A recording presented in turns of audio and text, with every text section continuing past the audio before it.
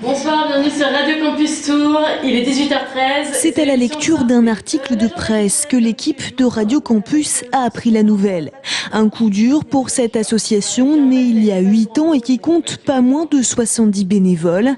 Car depuis 2001, la petite radio a fait du chemin. Obtention d'une fréquence définitive avec le CSA, grille de programme bien remplie et bonne volonté loin d'être émoussée par la situation. Nous, aujourd'hui, on ne conçoit pas de toute façon d'arrêter l'activité au 31 décembre à minuit pour partir au 1er janvier, d'autant qu'aujourd'hui, personne n'est capable de nous dire ce qu'il adviendra de ce local au 2 janvier. Donc on essaie de trouver, on envisage uniquement, nous, la seule issue possible, c'est de trouver une solution.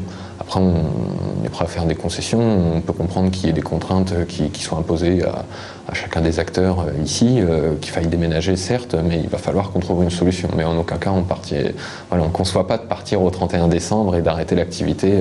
Depuis le début de l'année, le Crous Orléans-Tours prête ce local à Radio Campus. Une convention qui ne sera pas renouvelée au 31 décembre prochain. Motif, une partie du site universitaire du Sanitas, d'où émet la station, va déménager à l'ancienne école de la logistique et du train, sans pouvoir trouver de place pour Radio Campus.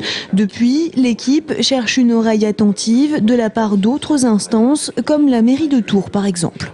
Radio Campus Tours, c'est une antenne qui marche très bien, une antenne associative étudiante.